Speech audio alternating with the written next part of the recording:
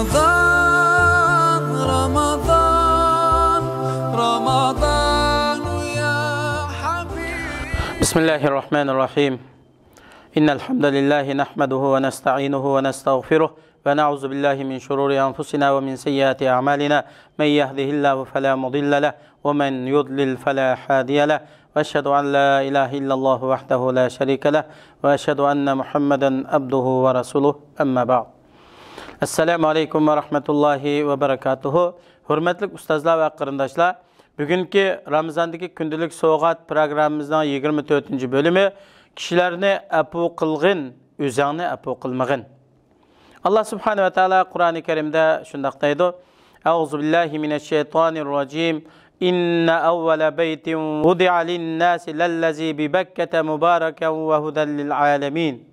Ayetinin tercümesi, hakikaten insanlarga ibadet için tuncu silingan öy, yani Beytullah Mekke'dedir. Mübarektir, cahan ehlige hidayettir. Ali İmran Suresi 96. ayet. Hakikaten zeminde Allah Teala'ya ibadet kılış için tuncu silingan öy, o Mekke'deki harem Beytullah'dır. Bu mübarek Beytullah'da yaxşı emellerinin sevabı hasselep ziyade boludu. Allah'ın rahmetleri düşüdü. Müslümanlar namazlarda bu yerge yüzünüdü.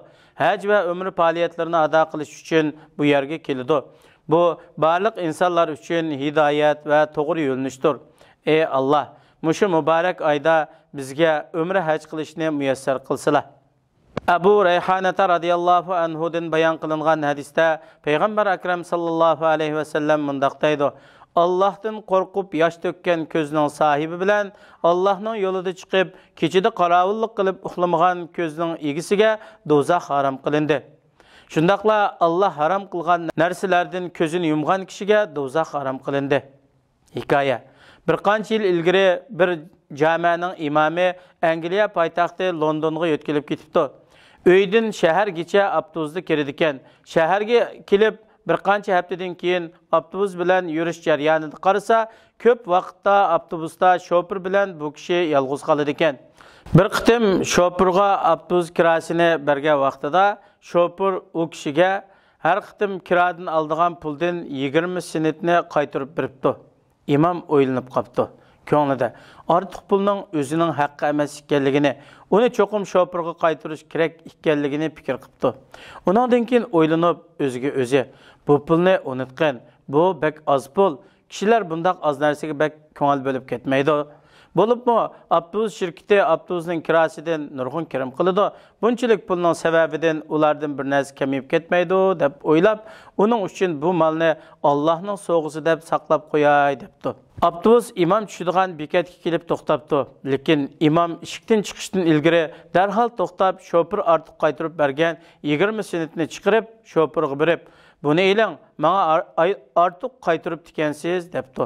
Şoför pulni qo'liga ilib, kulimsirab turib, "Siz bu rayonga kelgan yangi imomgo, men uzundan beri sizlarning masjidingizga berib, dinni bilay degan edim. Men sizga bu 20 sentni sizning qandaq bir taraf qildiganligingizni ko'ray deb qasdan ortiq bergan" debdi.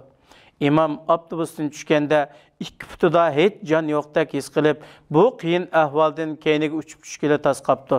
Darhol tayinib olish uchun yaqin yerdagi bir to'rikka tayinib olibdi. Ondan osmonga qarab, yig'lamsirab turib mundaq duo qilibdi: "Ey Alloh, men islomni 20 sent sotqili tasqabdiman. Endi o'ylanib baqayli. Biz insonlarning bizning ishlarimizga qarata qandaq rad qaytardiganligini hargiz ko'rolmaymiz. Ba'zi vaqtda biz kishilar o'qiydigan birdan-bir Qur'on bo'lamiz. Ba'zi vaqtda musulmon bo'lmaganlar ko'radigan islom bo'lamiz. Shuning uchun bizning har birimiz boshqalarga ulgu bo'lishimiz kerak. Biz doim samimiy, rostchil, ishonchli bo'lishimiz lozim. Biz kimning bizning ishlarimizni kuzatib turayotganligini bilmaymiz. Ular bizga xuddi umumiy musulmonlarga hukm qilgandek, shundaqla islom diniga hukm qilgandek hukm qiladi. Hikmat: kishilarni afu qilgin, o'zingni afu qilmag'in. Duo: Parvardigorim, menga ilm hikmat ato qilgin, meni yaxshilarga qo'shqin, keyingilar orasida yaxshi nomimni qoldirgin, meni nozi ne'matlik jannatning varislaridan qilgin.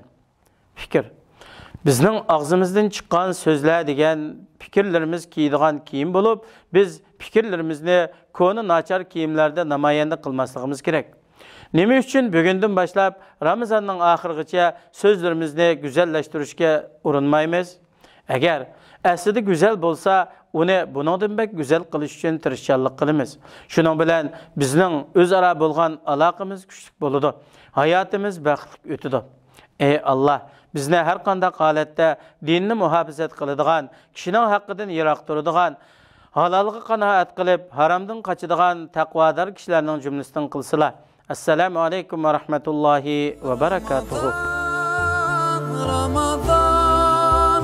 Ramazan